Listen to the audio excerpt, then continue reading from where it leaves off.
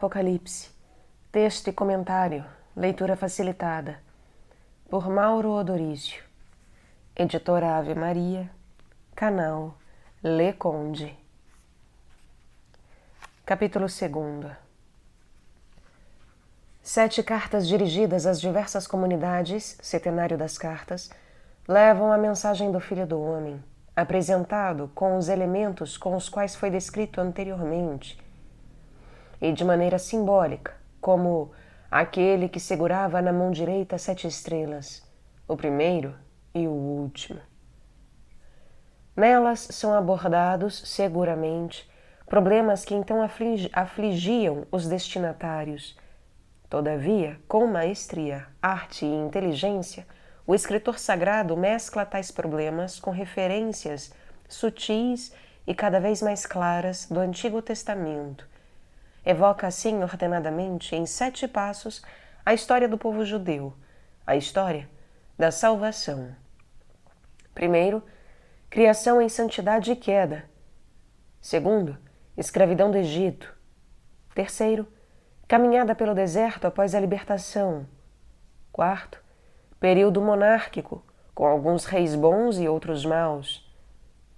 Quinto, cativeiro da Babilônia. Sexto, retorno dos exilados e reconstrução do templo. E sétimo, condenação ao judaísmo por não aceitar Cristo. Deste modo, escrevendo às comunidades e abordando problemas locais, João reconsidera a história que se prepara para a vinda do Senhor.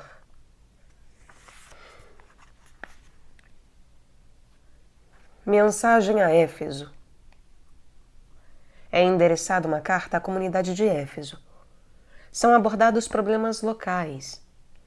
Todavia, há referências sutis à criação do ser humano em santidade e à primeira queda e consequências.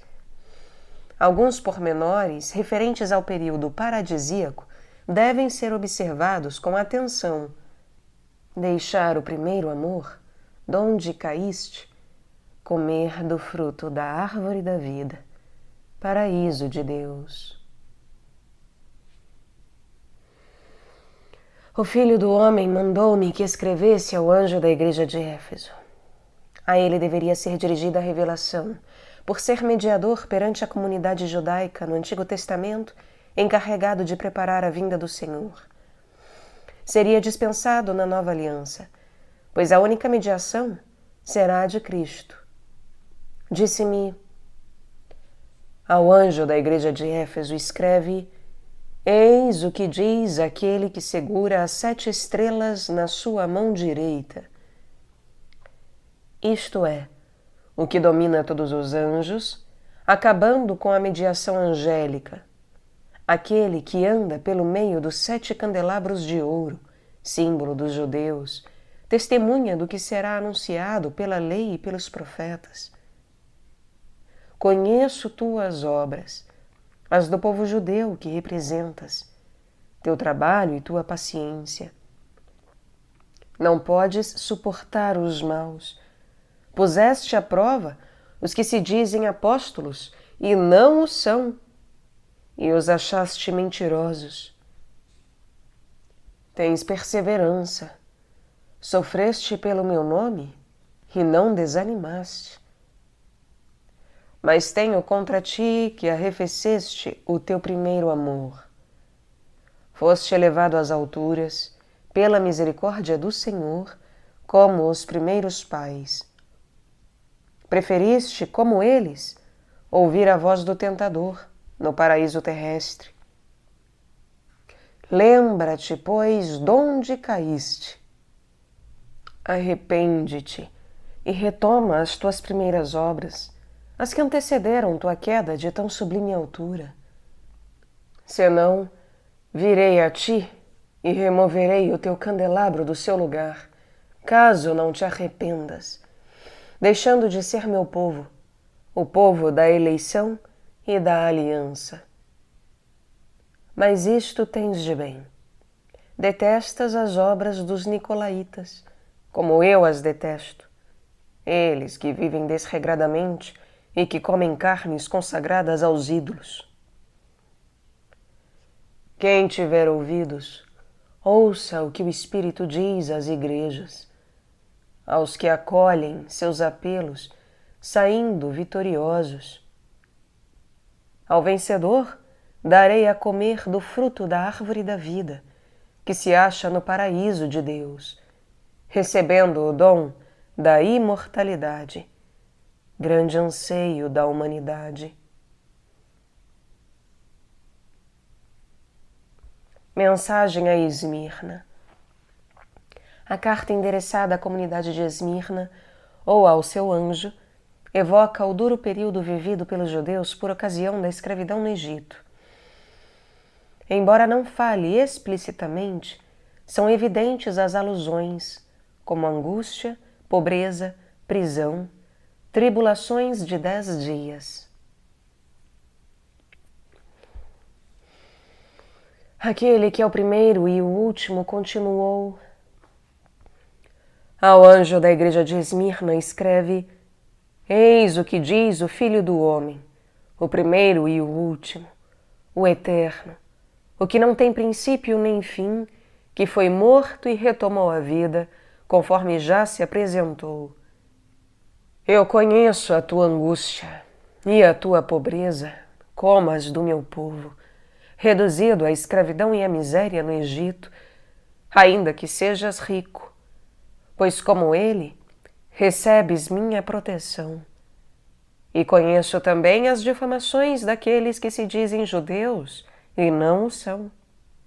São apenas uma sinagoga de Satanás, pois te perseguem, como fizeram os egípcios com os hebreus, e rejeitam o Senhor predito pelos profetas.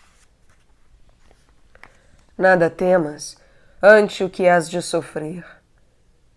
Por estes dias o demônio vai lançar alguns de vós na prisão para pôr-vos à prova. Tereis tribulações durante 10 dias, como o povo sob o faraó enfrentou as 10 pragas. Sê fiel até a morte, e te darei a coroa da vida. Ao contrário, os egípcios que te perseguirão serão engolidos pelo mar. Quem tiver ouvidos, ouça o que o Espírito diz às igrejas. O vencedor não sofrerá dano algum da segunda morte, pois a terei dominada, bem como o inferno, e aos meus servos será dado comer da árvore da vida. Diferente será a sorte dos ímpios. Mensagem a Pérgamo. A terceira carta é dirigida a Pérgamo. Agora se faz presente a etapa histórica dos judeus peregrinando pelo deserto, após a libertação do Egito. As referências são eloquentes. Trono de Satanás, a saber o deserto, Balaão e Balaque, Maná. Continuei ouvindo a ordem do Filho do Homem, que me dizia: Ao anjo da igreja de Pérgamo escreve: Eis o que diz aquele que tem a espada afiada de 2 gumes, por julgar com justiça e equidade por ferir as nações que colocam obstáculos ao projeto do Pai. Sei onde habitas. Aí se acha o trono de Satanás, como o Egito do opressor Faraó. Mas tu te apegas firmemente ao meu nome, como fizeram os judeus ao de Javé, dado a eles para ser um memorial, de modo especial nas tribulações. E não renegaste a minha fé, mesmo naqueles dias em que minha fiel testemunha, Antipas, foi morto entre vós, onde Satanás habita. Vives assim, como viveu o povo no deserto ao sair do Egito. Lá não faltaram momentos de grande comunicação com Javé, mas também o tentador se fez presente. O terrificante habitante do deserto, Azazel, jamais deixou de fustigar os servos do Senhor. Todavia, tenho alguma coisa contra ti.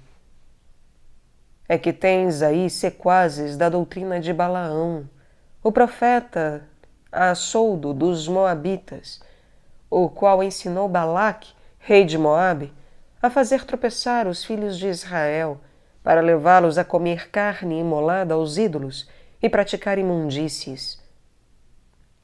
Tens também sequazes da doutrina dos nicolaítas, que abusam da liberdade, não distinguindo mais o bem do mal. Arrepende-te, pois, senão virei em breve a ti e combaterei contra eles com a espada de minha boca, pois sou o justo juiz, e nem mesmo as nações fogem da minha justiça. Quem tiver ouvidos, ouça o que o Espírito diz às igrejas. Ao vencedor darei o maná escondido, da mesma maneira como será alimentado extraordinariamente no deserto o povo da aliança. Maná contido na arca e ocultado pelo profeta. E lhe entregarei uma pedra branca, na qual está escrito um nome novo, e que identifica os servos do Senhor, como as pedrinhas dos paramentos sacerdotais, nas quais estavam os nomes dos filhos de Israel, nome que ninguém conhece, senão aquele que o receber. Mensagem a Tiatira.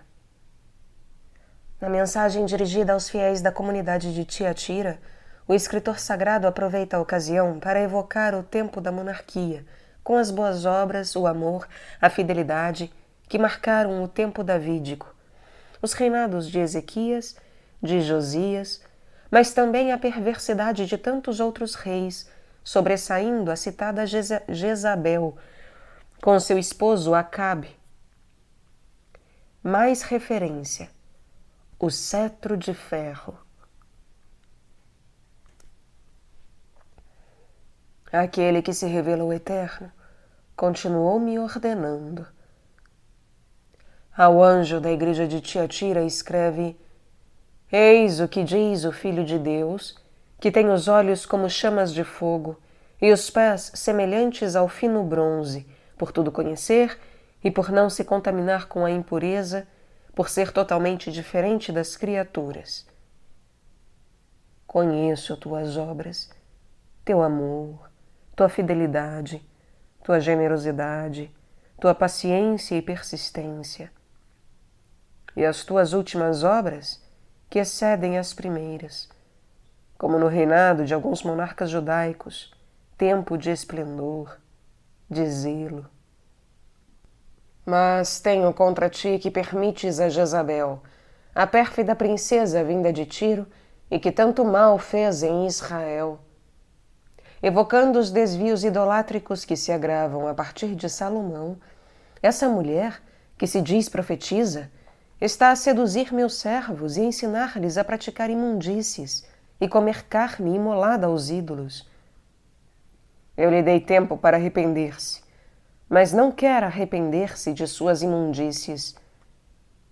Desta vez a lançarei num leito, e com ela os cúmplices de seus adultérios, isto é, de suas idolatrias, para aí sofrerem muito, se não se arrependerem das suas obras.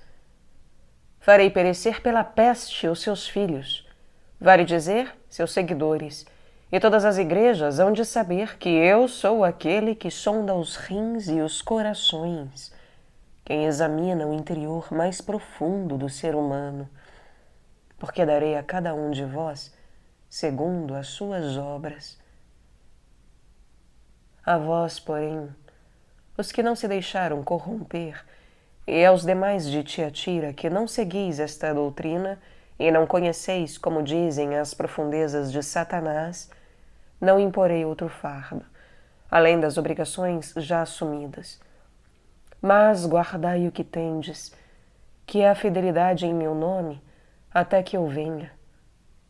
Então, ao vencedor, ao que praticar minhas obras até o fim, dar-lhe-ei, conforme foi prometido aos descendentes de Davi que subiam ao trono, poder sobre as nações pagãs. Ele as regerá com cetro de ferro, como se quebra um vaso de argila. De dominadoras passarão a ser dominadas. Assim como eu mesmo recebi o poder de meu pai, mas me tornei um rei não para ser servido, e sim para servir. E dar-lhe-ei a estrela da manhã, ou seja, participar de minha própria glória e felicidade. Quem tiver ouvidos, ouça o que o Espírito diz às igrejas.